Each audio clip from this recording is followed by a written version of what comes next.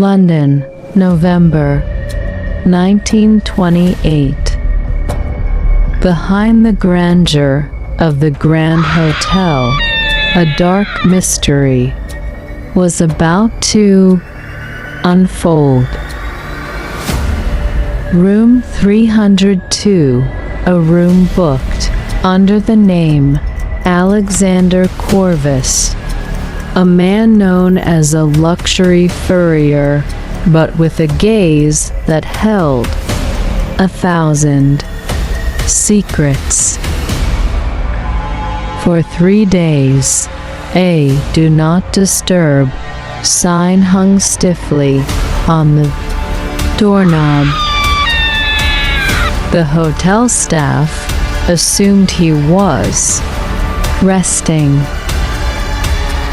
But on the 4th night, the silence became too much. The hotel manager, with trembling hands, inserted the master key. The door was open, and a musty smell was overwhelming. The room was neat, too neat. There were no suitcases, no scattered clothes. There was only one thing in the center of the room that stood out.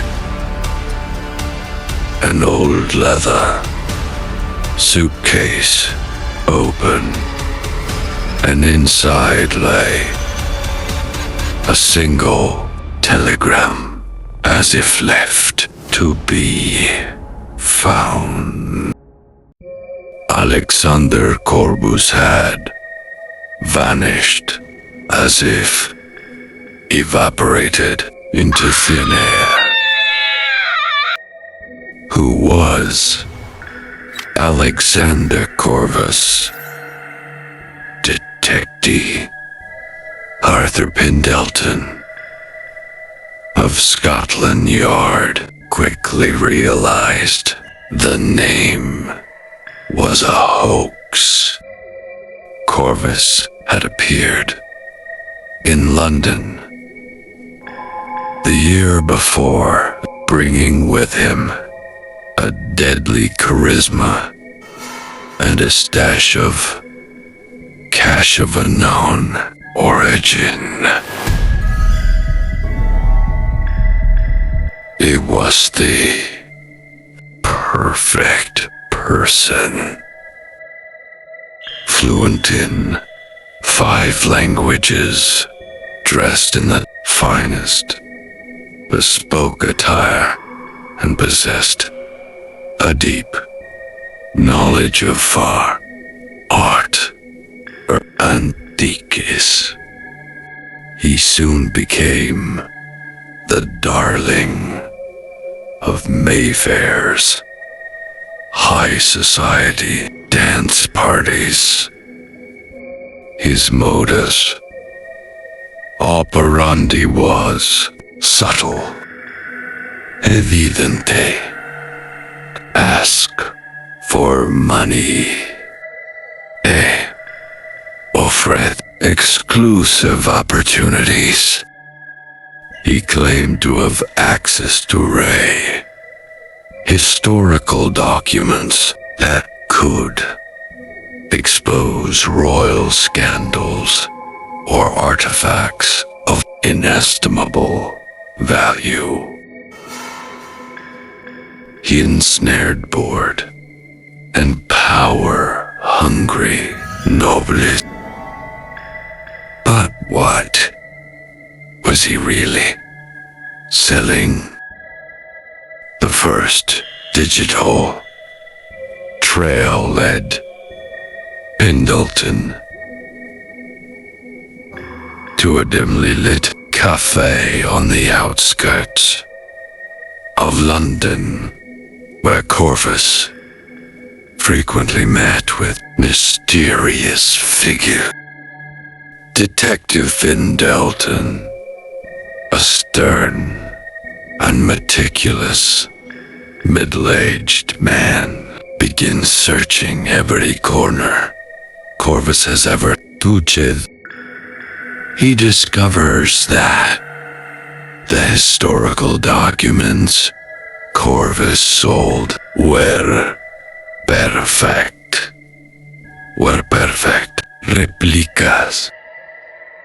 Corvus is no mere con artist. He's a genius forger. Pendelton finds counterfeit seals from various European governments in a secret warehouse on the docks. However, the most disturbing discovery wasn't the fake stamp in the pocket of an old coat Corvus had left in the warehouse. Pendelton found an Orient Express ticket for the London-Paris-Zurich route, dated the exact night Corvus disappeared from room 302. The ticket had never been validated. Was this a failed escape or another hope? The key to this entire mystery lies in a single telegram found in room 302. Pendelton managed to decipher two code. The telegram wasn't from a fraud victim, but from military intelligence headquarters in Berlin. It read simply, Project Chimera exposed. Cell all missing. Corvus wasn't just a con artist. He was a double agent selling secret blueprints for advanced weapons technology. And on the night he disappeared, he was waiting for his final bouillie. The night of Corvus's disappearance coincided with the arrival of a mysterious cargo ship at London's docks. The ship was not listed on the official manifest, and witnesses described seeing heavy crates being moved in the dark under the watchful eye of armed men. Pendelton arrived at the docks, but too late. The warehouse was empty, leaving only the smell of gunpowder and the deceive. Pendelton's investigation was abruptly halted by superiors at Scotland Yard, citing national security.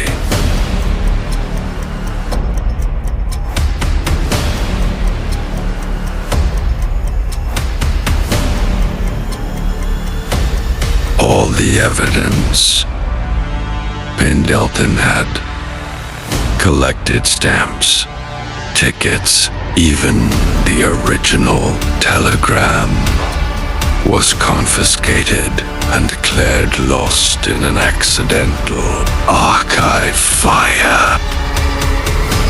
Pendleton was reassigned to a remote parish. On his final day, he stood on London Bridge, gazing out over the Grey Thames, knowing that he had touched a darkness too grey. Grey. Room 302 was cleaned and rented out as if nothing had been. Alexander Corvus's name was erased from all official records. He became a ghost in history, like the London fog that comes and goes without a trace. We will never know whether he escaped to enjoy his wealth or whether he was executed by the buyer. Betrayal. All that remains are the echoes of an unsolved mystery on the brink of a world war.